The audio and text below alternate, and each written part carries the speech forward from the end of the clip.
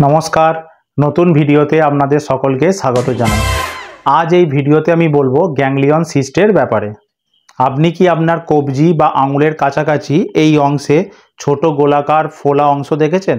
এটি কিন্তু ganglion cyst হতে পারে। এখন প্রশ্ন হলো গ্যাংলিয়ন সিস্ট কি এবং এটি হলে কি কোনো চিন্তার বিষয়?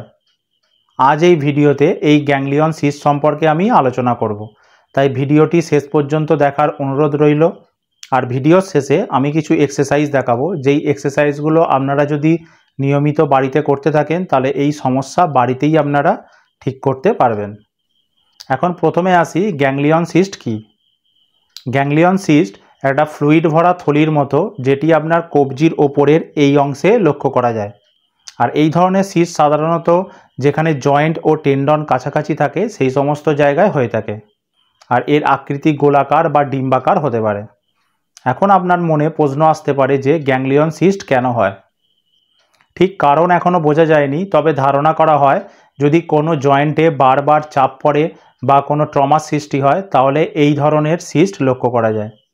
আর এই ধরনের ফোলা অংশে সাইনোভিয়াল ফ্লুইড থাকে। সেই ফ্লুইডগুলি যদি সাইনোভিয়াল মেমব্রেন ড্যামেজ হয় তাহলে বাইরে বেরিয়ে এসে কবজির এই জায়গায় জমা হতে থাকে। আমাদের কবজি 8টি হাড়ের সমন্বয়ে গঠিত হয়। এই 8টি হাড়ের কাজ হলো আমাদের কবজির যে মুভমেন্টগুলোকে ফ্রিলি করা। আর এই হাড়ের ওপরে একটি কভারিং থাকে যাকে আমরা সাইনোভিয়াল মেমব্রেন বলে। এই সাইনোভিয়াল মেমব্রেনের কাজ হলো আমাদের কবজিকে ফ্রিকশনলেস মুভমেন্ট করা, যাতে আমরা চারিদিকে এইভাবে ঘোরাতে পারি। এবার যদি কোনো ভারী জিনিস তুলতে গিয়ে বা পড়ে গিয়ে যদি আমাদের রিস্টে আঘাত লাগে, যদি কোনো কারণে সাইনোভিয়াল মেমব্রেন ড্যামেজ হয় তখন সেই ফ্লুইড বাইরে বেরিয়ে আসতে থাকে এবং আমাদের কবজির এই অংশে জমা হতে থাকে। এবং দিনের পর দিন সেই ড্যামেজ নিয়ে আমরা যখন কাজ করে থাকি, কোনো ভারী জিনিস তুলি, তখন সেটি আরও জমাট বেঁধে বেঁধে একটি গাঁট আকার ধারণ করে। আর তখন সেটি সিস্টে পরিণত হয়। আর এই কন্ডিশনকেই গ্যাংলিয়ন সিস্ট বলা হয়ে থাকে। এই সিস্টে কখনো কখনো ব্যথাও আপনি পেতে পারেন, তবে বেশিরভাগ ক্ষেত্রেই কোনো ব্যথা অনুভব হয় না। আর যাদেরই এই সমস্যা দেখা যায় আমি তাদের সাজেস্ট করি যে একটা রিস্ট ব্যান্ডকে এখানে ভালোভাবে জড়িয়ে দেওয়ার, যাতে সেই সিস্টটি চাপে থাকে, ফ্লুইড বাইরে বেরিয়ে আসতে না পারে, আপনার চাপের কারণে সেই ফ্লুইড ভিতরে চলে যায়। তাই এই সমস্যার প্রথম ট্রিটমেন্ট হলো একটি রিস্ট ব্যান্ডের সাহায্যে ভালো করে রিস্ট জয়েন্টটিকে বেঁধে দেওয়া। এর সাথে আমাদের যে এক্সটেনশন মাসেল আছে সেই এক্সটেনশন মাসেলকে স্ট্রং করতে হবে। যদি এই মাসেলগুলি স্ট্রং থাকে তাহলে সেই ফ্লুইড বাইরে বেরিয়ে আসবে না। তাই আমাদের যদি এক্সটেনশন মাসেলগুলোকে স্ট্রং করি তাহলে মাসেলের স্ট্রেংথ বাড়বে ও টেন্ডন টাইট থাকবে, তখন এই ফ্লুইড আর বাইরে বেরিয়ে না এসে ভিতরে থাকবে।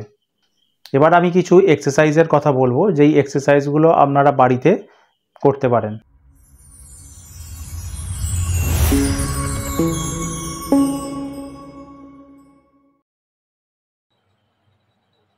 আমাদের প্রথম এক্সারসাইজ হলো রিস্ট জয়েন্টের মোবিলাইজেশন।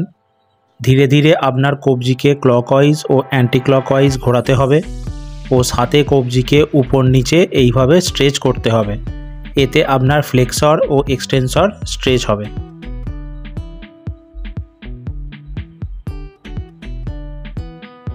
আমি আগেই বলেছিলাম যে রিস্টের মাসেলকে শক্তিশালী করতে হবে, তাই আপনাকে কোনো স্পঞ্জ বা এই ধরনের বল নিয়ে এইভাবে ধীরে ধীরে প্রেস করে কিছুক্ষণ ধরে রাখতে হবে ও ছাড়তে হবে।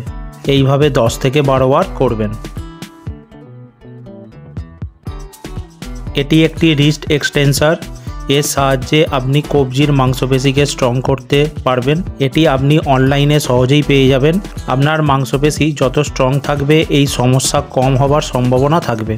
আর যদি এই সমস্যা অনেক বেশি হয় তাহলে ইনজেকশনের মাধ্যমে এই ফ্লুইড বাইরে বার করতে হয় এবং সার্জারি করতে হয়। আর যদি ইনিশিয়াল স্টেজে হয় তাহলে এক্সারসাইজ ও ফিজিওথেরাপির মাধ্যমে এই সমস্যার সমাধান করতে পারবেন।